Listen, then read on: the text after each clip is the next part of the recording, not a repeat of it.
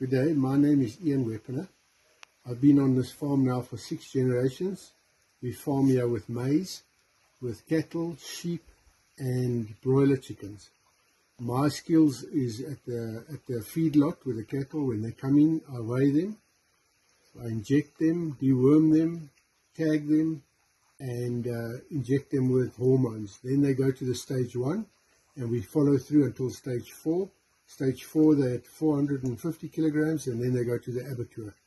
With the sheep we tag them, we deworm them, inject them, cut their toenails and send them to the fields.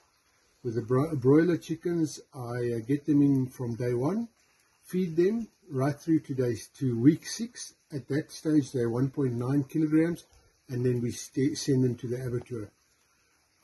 I cut and bale and rake hay for the feedlot. And I can work on a smaller tractor, Ford 5000, Ford 4000, Fiat 640. I can also do welding, spray painting, work with grinders, work with metal. Mechanically, I can do basic mechanics on tractors and on vehicles.